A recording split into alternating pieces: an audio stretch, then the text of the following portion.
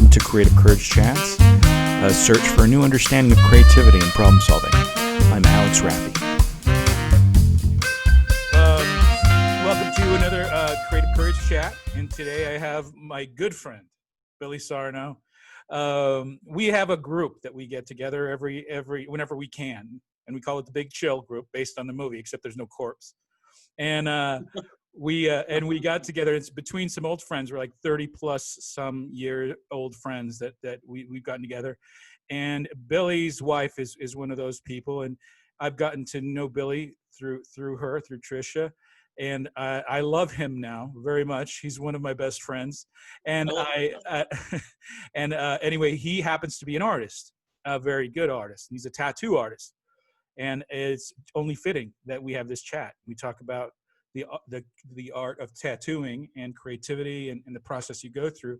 And we have had a few discussions about tattooing as an art form, and you're very philosophical about your views on art and on your process and what it is that you do. And we've had long conversations with him. You have a big heart, my friend. I love you very much. You're a good uncle to my daughter. She still talks about the things you told her at one party. I think you told her give her some wisdom, and she appreciates, and she still talks about. Yeah, hopefully it doesn't blow up. No, I bet you she's needing it right now. So I appreciate that. You know, right now with all the things that are going on and everything. And that being said, I mean, with the COVID-19 and everything, it's really affected your industry in a big way. But first, I'm kind of jumping in a little bit too early. So why don't you tell everybody a little bit about yourself, Billy, and how long you've been doing tattooing and that kind of thing? Well, yeah. Let's see. I've been tattooing. I started tattooing, I think it was in 2001, September of 2001. And I've always loved tattoos. I was encouraged at a very young age to start doing art and drawing and just expressing myself in that way by my grandparents, who I was raised by, and both of whom are saints. And without them, I'd probably be doing something else for a living. I'd probably be an accountant or something. But because of the support and the big push, especially from my grandmother, it really made all this kind of be possible. Yeah. Being a tattoo artist certainly was not the first choice of vocation in my family. They're very, I wouldn't say they're traditional, but definitely tattoos were frowned upon until I started making a living doing them. And then all of a sudden they became very okay. Right. That's nice to hear how you were so supported early on. Lucky. Yeah. Because a lot of people don't have that support, and it's hard for them to start a career, or especially a creative career sometimes, because it's so hard at the beginning, because you need a lot of courage to think, oh, my artwork is worth something. It's worth showing, or the things I am creating from my own self is good enough to show to the public. Well, as you know, it's baffling at first when somebody wants to pay you for something that you drew. Yeah. Or you painted. And they're like, oh, dude, that's really cool. Like, how much do you want for that? And then it's like, and I went through this with you. Yeah. It's like, hey, Alex, what do I charge for this? I have no clue. But, you touched on something, it's very hard at the beginning, which is true. But it's also hard in the middle, and it's hard. Well, I don't know about the end, but I'm guessing it's going to be hard there too. Yeah. It's an independent road, and there's nobody holding your hand when you walk down it. And you've got to lead you got to blaze the trail yourself. Yeah. That is the truth. And we, like I said, we've talked about this many times about the difficulties of being a working artist. If you and the working artists I've already spoken to, it's kind of very similar too, in some of the past interviews, is it's just hard. You have to really love it to think that, you know what, this is going to go, because you put everything you've got into a thing, and then somebody has an opinion about it. And sometimes the opinions aren't very good. Sometimes they crush. You put all this effort into something and it gets crushed. Yeah. And then you have to get up the next day and put the same amount of energy and effort into a thing and have it get crushed again. And then get up the next day, put all this energy into a thing, and then have it win so big that somebody is weeping because they love it so much. And then that fuels you for the next 10 or 20 failures going, and you're always chasing that one moment where it really, and I've often said, I'm not very religious person, but when I'm working on my art, that's when I feel like I'm closest to doing a thing that is bigger than me, right? That's how I feel. Yeah, I, yeah. I'm sorry. Go ahead. no, I'm waiting for you. This is about you. Um, well, it's like there's two different types of art. There's like for me, there's the art that I do for myself, Mhm. which like I'm critiquing and destroying myself, and then there's the art. There's the things that I got to compose for clients, and if they don't like when somebody doesn't like something that I designed for them, I want to hear it. I like, and you got to come a distance before you can finally be all right with people criticizing it and realize they're not trying to hurt your feelings. They're just trying to get what they want to pay for and what they want to live with. Right. It's just like any other product, And- and it's learning how to not take it personally and how to you don't marry yourself to the project, you marry yourself to the career. And you're passionate about the career, you're passionate about the projects in the sense of like wanting to get from like where you talk about what the project is to finishing the project and being passionate along those ways. But if they don't like it, you got to understand that it's fine. It's nothing you did wrong, but that's where you build on it and you go from there. You just don't get crushed. That's big. So, okay. So let's dive in because this is what I want to talk to you about. I was thinking about this. Oh, you have a smile on your face. Well, tattooing.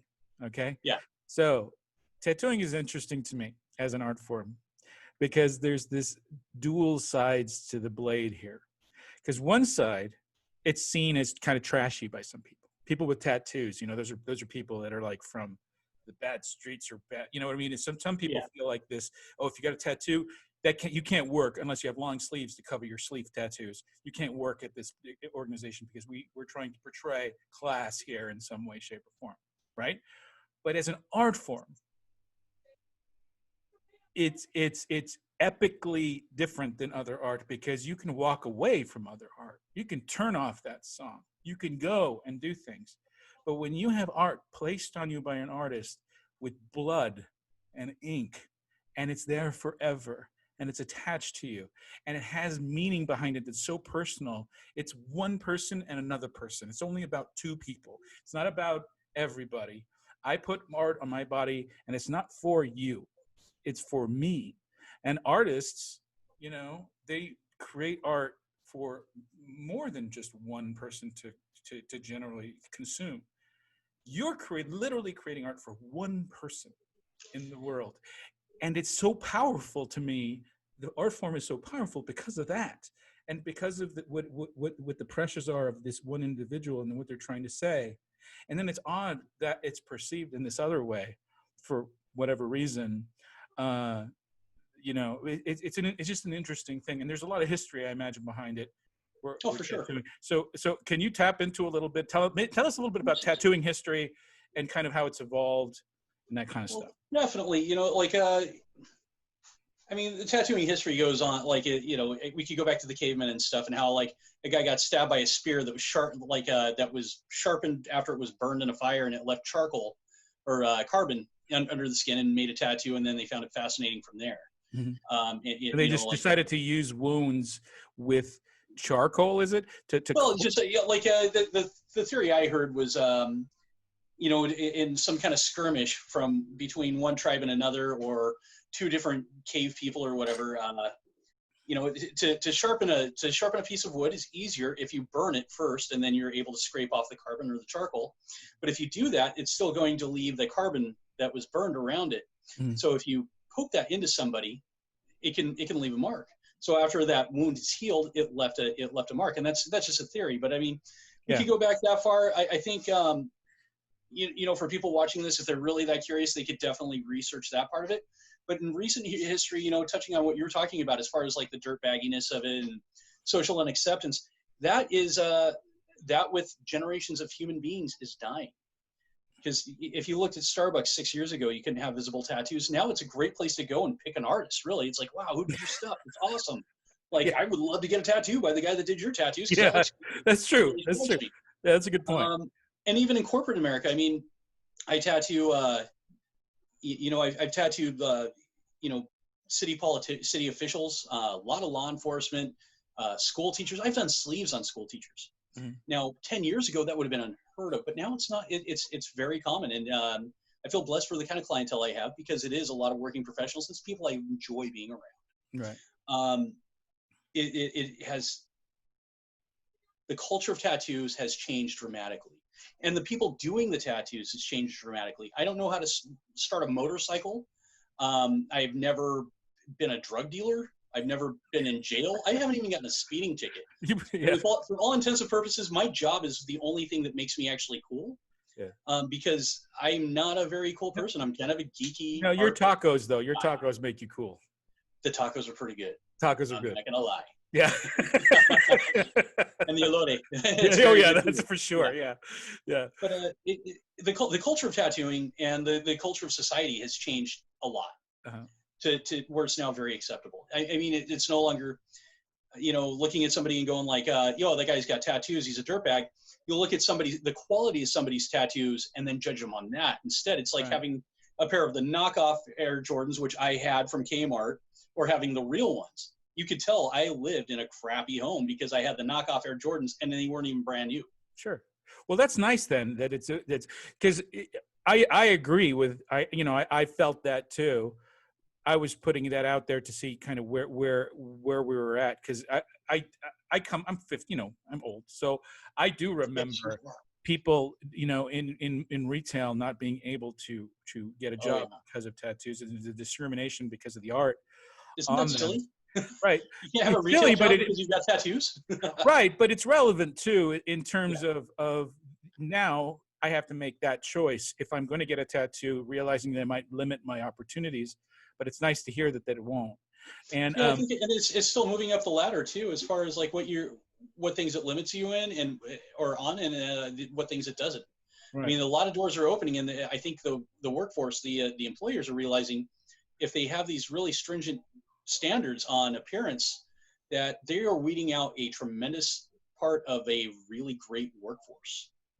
So let's I think that was really interesting, but let's do this because I want to make sure I talk about this too with you, is in terms of the industry having to change now because of the virus, because of the virus and all that kind of stuff. And we had a discussion where you guys have always used sanitation during, I mean, if in terms of, even a hair salon doesn't use as much. You probably had a lot of training as far as how to keep things sanitary. So I'm just saying this in terms of people that are wondering when they'll be able to get a tattoo now. Can you talk a little bit about that? Yeah, there's for us, every year we have to renew our bloodborne pathogens certificate. I don't know if that's across the nation, but I know here in like every place I've tattooed, it's a requirement. And it is important. It's important to say that COVID is not passed through blood. No, it's not at all. So yeah, but I just want to make sure people that maybe know that. It's through that course though. It's not just bloodborne pathogens that it covers. It covers cross contamination. Mm-hmm. It also, it does cover airborne pathogens as well. Mm-hmm. It's kind of a general blanketing of virus, bacteria, how to contaminate, how to spread disease, viruses, so on and so forth. And then it touches on how to be clean and the necessary measures you need to take to be clean, to sterilize, to make sure that you're providing the cleanest area possible for each and every client. I feel like ultimately, if the dentist is able to be open, we should probably be open too. And then we're inspected twice a year here in California, anyways, by the health department. One of them is by appointment, and then the other visit is just a pop-in. Mm-hmm. So you've got to stay on top of your stuff, because if you don't, the fines can be really bad. If things are bad enough, they can shut you down. Right. And if this is your livelihood, you don't have time to deal with cutting corners and then just be shut down because you cut corners. So it's important for people to realize that the effort is definitely being made, and the industry is aware of the fears people have and is making efforts to alleviate those fears. And I just think that's an important thing that needs to get out there in terms of your industry, because it is, it's really important to some people, and it's oddly addictive to other people too. It's one of the few things that because I don't know how many people I see with a tattoo looks like it's half done, because I guess the tattoo they want is really epic and they can't afford it, so they're getting it done piecemeal. And That does happen. Yeah. yeah. Also, people can only take so much abuse. For one person, you know, like I mean, really, and that's what it is. Like getting stabbed by some guy is abusive. Right. You know, as much as like everybody I know, we try and make it as pleasant as possible. Right. We try and set up a nice environment and stuff. But so, all right. So the planning you guys are once it's okay for the tattoo parlors and everything. So I know California is really right now is being very strict about the opening of shops and things like that. So when you guys are ready to open, what kind of plans are you guys doing to put in place when you're going to be open? The stuff we're doing, you know, we actually we kind of got together on a conference call and we discussed some like a bunch of different ideas. But some of the biggest ones are a lot of times when you come in to get tattooed, you'll bring a friend or somebody to help keep you comfortable. And when we open, we're not allowing that. It's just the person getting tattooed, and that's all. If you need further counsel or whatever, you can do like Alex and I are doing right now. You can Zoom your friend and get your friend's approval. Can you tell people, and they can just tattoo themselves, and you can walk them through it? Can you do that? Mail them the equipment. Boy, what I could charge for that. Okay, no, wait, slower. Yeah. You know, so yeah, you know, coming in with a friend is, you know, we're not going to allow that until we feel like the COVID thing is kind of more under control. And the reason for that is not because we don't want you to have your friends with you, but the reason for that is we want to live in how many people we're being exposed to on a daily basis, and how many people we have to clean up after each sitting. Because we've also, you know, we figured like every person that comes through here, they're going to touch the faucet handle, they're going to touch a doorknob, they're going to touch the consent form, all these different things. And we got to clean all of these things in between each person, which it used to be we had to clean our area and sterilize our tray and so on and so forth. And, you know, put our dirty tools in either the disposal ones in the trash and the things that we could sterilize in their proper bins. Mm-hmm. Now we've got to kind of make a clean sweep of the shop in between each and every client. We have to follow with our eyes each client around the shop. So client goes and washes their hand. Well, we've got to then sanitize the faucet, because the next person's going to touch that. And we have no idea where your hands have been. So, you know, like that's probably the biggest one. The other one is we are requiring masks, whether people think it's silly or not, to have to wear a mask. If I'm sitting within, you know, we're sitting on top of each other, and which is already kind of gross. And to make it a little less disgusting, we're going to wear masks. I like onions, so you'll probably appreciate it, especially if you're getting a neck tattoo. You got to get one of those face shields or something, right? You know, yeah, I can't. They're hard to find right now. Oh, well, you know, you could take a 2-liter bottle of Coke, you know, an empty one, chop it. I've seen somebody do that, and they slice one side, and they just kind of go, and they put it right here. And it's you know, I definitely would like to find one of the face shields and see how it works with my glasses and stuff, and see if that, they fog up, right, with a mask. They fog up. You know what? Actually, if you have the mask high up enough on the bridge of your nose, and your glasses go over the top of it, it's really not too much of an issue. Oh, okay. Yeah, I've been practicing getting ready, because this is the new reality. Right. This is a new way of having to look at things. And then we've got other protocols in place for when people, right from when they walk into the shop. Also, we're limiting the number of people that are allowed to come into the shop for consultation, so on and so forth. Everything's one-on-one. We will be taking walk-ins, but it's going to be kind of like setting up a list.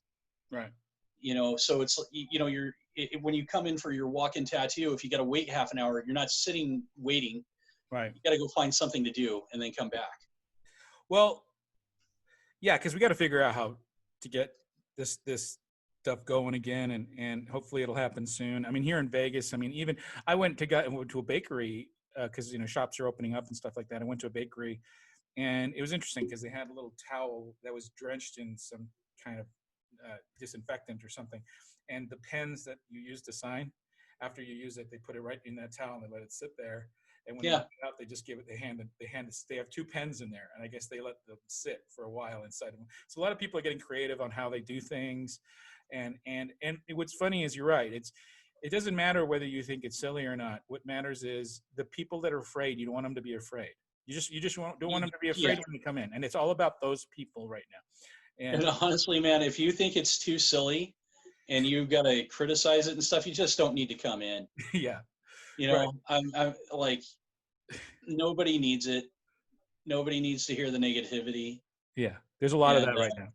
I like, unless you're a scientist or you're a doctor like our good friend Sean, Yeah. I really don't care what you've got to say about the transmission of this. Yeah, poor Sean. We're still discovering things daily. And We're until they make it more treatable and there's some kind right. of vaccine or something that makes it where it's less of a chance to be a mortal disease, we're going to have to go through some changes. We're going to It's have to live with them. it's tough having a group with Sean in it because, especially now, it's like everybody was, are we okay? What's going on? Hey, Sean, can you let us know all the latest stuff? And he's just getting bombarded with questions all the time. I try to. Well, he's finding out what it's like to be the one friend that's a mechanic. Right, yeah. Or that owns a truck that gets to take everybody. Yeah. That was me. That was me with Rob. I remember it was one trip. His entire life fit on the back of my truck at one point. We drove him to his new apartment. That was pretty hilarious. But we go way back. We all go very way back. But anyway, let's talk a little bit about the art again. Thanks for all that information. But let's talk about the fun stuff. So sure. Yeah, please. one of the things I liked talking to you about one time was, I think we brought up a conversation. I think we were outside, and I think we were.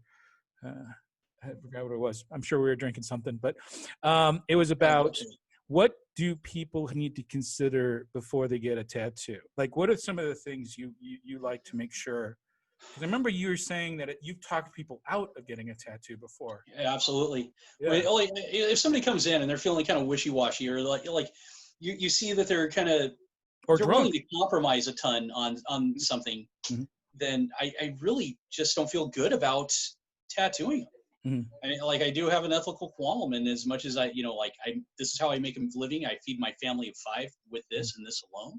Not that my wife doesn't work, but I mean, from my end, my side, what I contribute to the family is from tattooing and nothing else. Sure. I feel like, I do feel certain responsibilities as far as even beyond the health issues of it. But, it's the things that I want people to be prepared with when they come in is feel solid about your idea, what you want to do. And then know where you want to get it. That is know your location, know what you want to do. So that way we're able to efficiently design you the tattoo that you want. Also know the style that you want it done in. Mm-hmm. And it's always nice too, if people are seeking out a specific artist, that they're familiar with the way the artist works.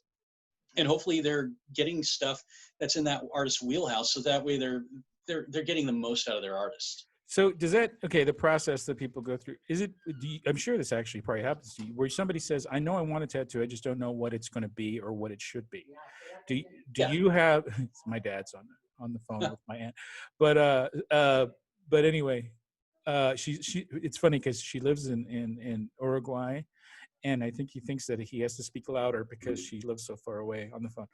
But hey, Alex, can you hear me there? Yeah, can you hear me? But anyway, yeah. So that people sometimes, it's okay not. Is it okay to not really know what you want, but know that you want a tattoo? Do you do like a discussion process, a creative, almost a brainstorm sometimes with people about what they should get? Is that ever a thing that from time to time? Yeah, I'll ask them what they're interested in, what their personal interests are, or things that visually stimulate them. Mm-hmm. A lot of times people come in and want a slew of words tattooed on them, and that's cool. It's just not the thing that I'm really fond of doing, and I feel like people's time with me is better spent getting an image versus there's a chance for a typo. Oh boy, a great chance for that. Never won a spelling bee ever. No. Never even tried to. That's scary. Yeah. I was always happy to be out first round, but I'll talk to him about what do you think visually? What really has a visual impact? The cover of a newspaper and all those words, or the image on the newspaper? What catches your eye? Right. And then I'll kind of ask, I'll talk people, in that case, try and summarize it with a visual, and then maybe take a part of the phrase or whatever and add that incorporate that into the art. When people come in, like you were asking about, where they don't know exactly what they want, but they kind of have, they know they want a tattoo. Then, if I've got time, if we've got a consultation booked, then we'll sit down and just kind of discuss different things about them and find out what stimulates them visually, what things mean things to them, what they're passionate about, whether it's music or, an activity, lifestyle, whatever, and try and incorporate that, or try and come up with an idea at least for a design based on them personally. I will get one eventually, and you're the man that's going to do it for me for sure. I'm I going to just make Ellie do it. no, you, I'll no. talk her right through it, dude. It'll be No perfect. way. No, that's not, okay. Forget it. It's not, I'm not going to get one. You've No, talked me out of it. I would love to tattoo you. Yeah, I just, just for the sake of getting to hang out with you. but I change my mind all the time, and so that's the problem. I don't know what I want on me that I would want on me forever. Then, Alex, some people are born to appreciate them, and other people are born to get them. And some people, if you're one of those people that just appreciates them, that's awesome. Well, I do appreciate them, and also, but I also not the person that feels the need to put something like, you know, like my daughter's name on me or something. Well, you know who your daughter is. Because it's there. It's the real. Yeah. It's everything to me, and I don't have to put it. I don't have to say it on my body. But I wouldn't mind putting something like, you know, that was relevant to maybe creativity in some way, that had some interesting meaning to it, or had something that meant something to me personally. A conversation starter would be good. Something that would be like people would say, "What is that about?" You know, and if it could open up a door for me that way, because I love having conversations with people about things. So, so if it's something that would be a conversation starter, it might be interesting. One of my favorites happens to be the one that you did on the other big chill. Probably like the guy I'm closest to on the whole planet is Robert. Yeah. And he's the closest to a brother I've got. And the tattoo you did for him of the Scream from The Wall, Pink Floyd's The Wall, is beautiful. It is just such a beautiful thing, and it's so perfect for him.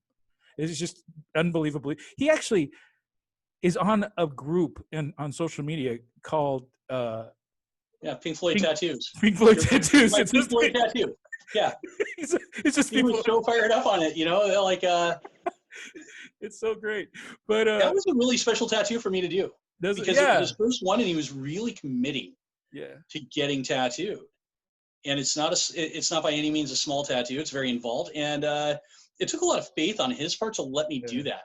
Yeah, I did. There was a man, Chris Brexa, who took me under his wing for about a year in Mammoth Lakes, California, and I lived there for a while. And he showed me a lot about cleaning.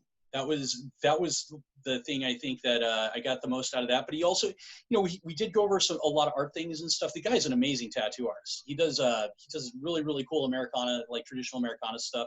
If you want something that has that genuine like tattoo feel, he's fantastic. I learned a ton of stuff from him. I could have learned more, but I left Mammoth.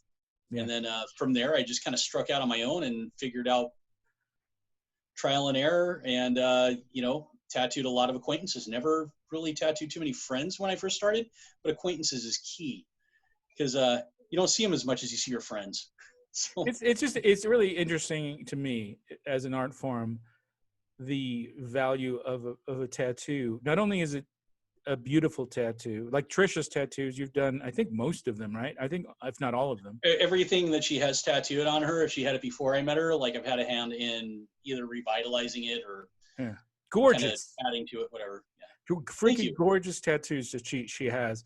But I think that there's something interesting about, first of all, I mean, I've seen really bad tattoos, and there's a lot of people out there that are working in the industry who are actually not putting that much energy into it. But there are some things out there that are just amazing, and the fact that there's such a close relationship that you have to kind of build, because that's a very intimate moment you have with an individual when you're tattooing them.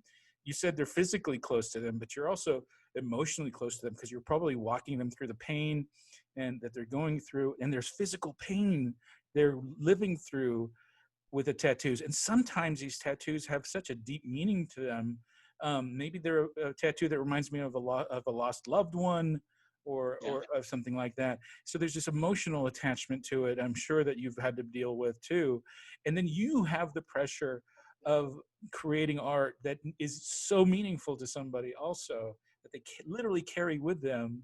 It's kind of romantic in kind of as an art form in its own way, and there's no other art form that's like it. There's like none out there that's like it, and I just think that's really fascinating to me. As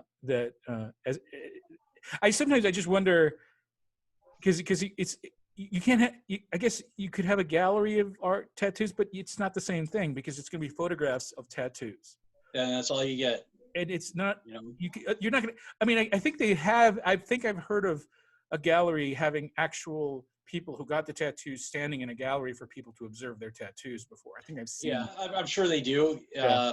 Like living art expression or, something like that. Yeah. So I'm getting here towards the end here, Billy. I want a couple things. First of all, tell us, I want to know your shop, where people can find you. I literally even here in Nevada, if anybody says they need a tattoo, I say they have to go to you anyway. And I appreciate it. Well, it's worth it coming out from Nevada because we're in Huntington Beach and it's not as hot here. Yeah. Plus you got the ocean. It's awesome. So if you come on vacation from Nevada, enjoy your vacation, and the last day of vacation, come and get stabbed. Why not? Hey, what a great way to finish, huh? That's a sales pitch. Yeah. But where is? Tell me the location and tell me where it is, and then that would be great. I work at Mechanical Concept Tattoo. It's in Huntington Beach. We're on the corner of Warner and Springdale, I guess. And then if you're looking for me personally, you can find me on Instagram just with my name, Billy Sarno. I'm very accessible. And I'll put the link down below so people can follow you on Instagram, because I know you put a lot of your work on there when you're doing it and people could look at it. It's like a portfolio you got out there online, so it's nice. More or less, that's what my Instagram is. It's just kind of the stuff that I've done that they kind of like struck me as interesting one way or the other, the kind of things that I would like to tattoo on more people, I suppose. So real quick, so the very last thing I want you to do is, all right, there's a young artist out there. What do you tell them? What do you tell them to encourage them to pursue it? Be patient.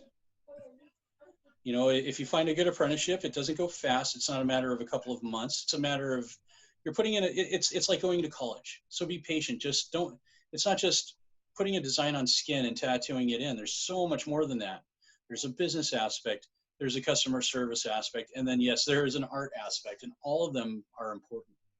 I feel like the customer service aspect really is the most important. I think you really want people to feel comfortable. So work on your people skills. If you got crappy people skills, work on it. Even if you don't want to be a people person, learn how to be one. It's going to help you, and it's going to make the job a lot more fun in the long run. And realize that being a tattoo artist does not make you a rock star. It doesn't make you cool. What makes you cool is the fact that people want to come in and get something from you. The real cool people are the ones that are allowing you to do this for a living. It is a privilege and an honor to put a tattoo on a person, not the other way around. Right. They are paying you. You like to think you're your own boss. You're not. You're an employee of hundreds, thousands of people. However many people you're tattooing, you're their employee. Right. And when you get that flipped upside down the other way, it's not going to be rewarding. No. Well, thank you, man. I really appreciate you taking the time to chat with me, and we will have many chats in the future. Absolutely. And everything.